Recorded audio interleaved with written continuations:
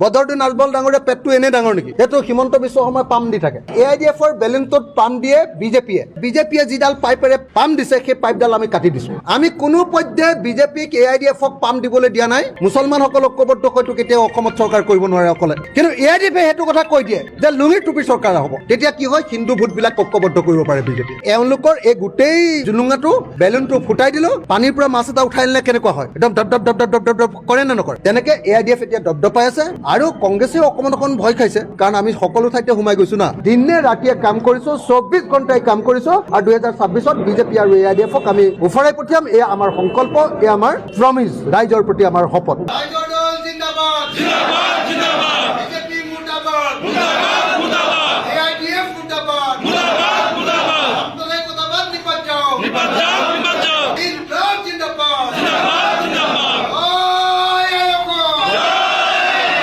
সকলো মানুহে জানে যে বিজেপিৰ এজেণ্ট বুলি কওক, বিজেপিৰ বি টিম বুলি কওক, এটা মুদ্ৰাৰ ইপিঠি সিপিঠি বুলি কওক, বিজেপিৰ বি টিমটো এটা মুদ্ৰাৰ ইপিঠি সিপিঠিটোৰ নামটো হ'ল AIDF। যদি মুছলমান সাম্প্ৰদায়িক দল এটা থাকে তেতিয়াহ'লে বিজেপি হিন্দু সাম্প্ৰদায়িক দলটো থাকিব, আৰু বিজেপি হিন্দু সাম্প্ৰদায়িক দলটো যদি থাকে তেতিয়াহ'লে মুছলমান সাম্প্ৰদায়িক দলটো অসমত থাকিব। মানে হিন্দু সাম্প্ৰদায়িকতা কৰিলে মুছলমান সাম্প্ৰদায়িকতা থাকিব, মুছলমান সাম্প্ৰদায়িকতা কৰিলে হিন্দু সাম্প্ৰদায়িকতা থাকিব। AIDFৰ বেলুনটোত পাম দিয়ে কোনে? সকলোৱে জানে যে AIDFৰ বেলুনটোত পাম দিয়ে বিজেপিয়ে। বদৰুদ্দিন আজমল ডাঙৰীয়া পেটটো এনে ডাঙৰ নেকি? সেইটো হিমন্ত বিশ্ব শৰ্মাই পাম দি থাকে। এতিয়া বিজেপিয়ে যিডাল পাইপেৰে পাম দিছে সেই পাইপডাল আমি কাটি দিছো। আমি কোনো পধ্যে বিজেপিক AIDFক পাম দিবলৈ দিয়া নাই, আৰু AIDFৰ মাথাটো গৰম কৰি দিছো।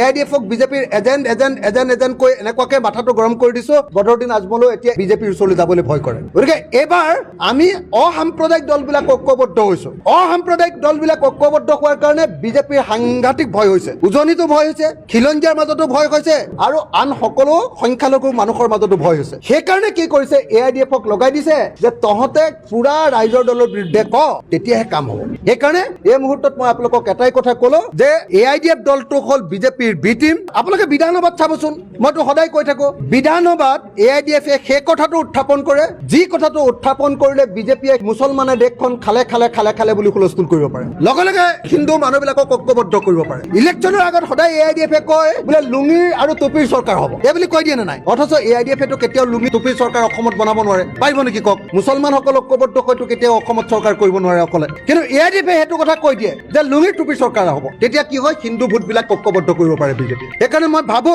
যে এওঁলোকৰ এই গোটেই ভিতৰৰ যিটো জুলুঙা, সেই জুলুঙাটো আমি ফুটাই দিলো, বেলুনটো ফুটাই দিলো। গতিকে AIDFে এতিয়া একদম মৰি গৈছেতো, দলটো মৰি যাওঁ হৈছে, পানীৰ পৰা মাছ এটা উঠাই নিলে কেনেকুৱা হয়, একদম ডপ ডপ ডপ ডপ ডপ ডপ ডপ কৰে নে নকৰে? তেনেকে AIDF এতিয়া দপদপাই আছে। সেইকাৰণে ৰাইজৰ দলক গালি পাৰিছে, আৰু কংগ্ৰেছেও অকণ ভয় খাইছে, কাৰণ আমি সকলো ঠাইতে সোমাই গৈছো না। আমি খিলঞ্জীয়া অঞ্চলতো সোমাই গৈছো, আমি সংখ্যালঘু ৰাইজৰ অঞ্চলতো সোমাই গৈছো। গতিকে কংগ্ৰেছেও অলপ ভয় খাইছে, কিন্তু এটা কথা খাটাং, কংগ্ৰেছৰ লগত আমি একলগ হ'ম, AIDFক আমি আঁতৰাই দিম, আৰু বিজেপি আৰু AIDFক অসমৰ ৰাজনীতিৰ পৰা আমি খেদি দিম। 2026 চনত আমি অসমক সাম্প্ৰদায়িকতা মুক্ত কৰি দিম। 2026 চনত আমি গোটেই অসমতে বিজেপি আৰু AIDFক হৰুৱাই দিম। নামনি অসমত AIDF আছে, বৰাক উপত্যকাত AIDF আছে, তেওঁলোকক আমি হৰুৱাই দিম। উজনি অসম আৰু মধ্য অসমত বিজেপি আছে, আমি তেওঁলোকক হৰুৱাই দিম। সেইকাৰণে আমি উজনি, নামনি, বৰাক, ব্ৰহ্মপুত্ৰ, পাহাৰ আৰু ভৈয়াম, উত্তৰ অসম, দক্ষিণ অসম, পূব অসম, পশ্চিম অসম, সকলোতে আমাৰ নিৰ্বাচনী প্ৰচাৰ আৰম্ভ কৰিছো।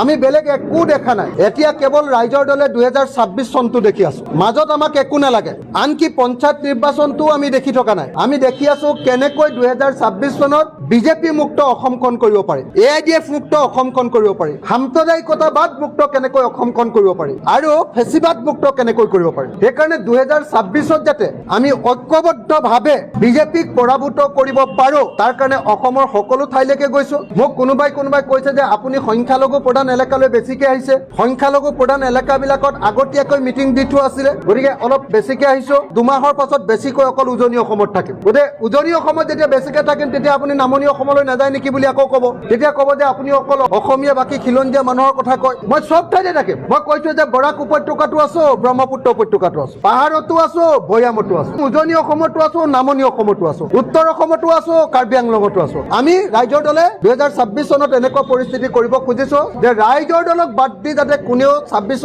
চৰকাৰ কৰিব নোৱাৰে আৰু 2026ত যাতে আমি বিজেপিক উফৰাই পেলাব পাৰোঁ, AIDFক উফৰাই পেলাব পাৰোঁ আৰু আমি ইউনাইটেড পাৰ্টিবিলাকে যাতে আমি চৰকাৰ কৰিব পাৰোঁ তাৰ কাৰণে দিনে ৰাতিয়ে কাম কৰিছোঁ, 24 ঘণ্টাই কাম কৰিছোঁ আৰু 2026ত বিজেপি আৰু AIDFক আমি উফৰাই পঠিয়াম। এয়া আমাৰ সংকল্প, এয়া আমাৰ প্ৰমিজ, ৰাইজৰ প্ৰতি আমাৰ শপত।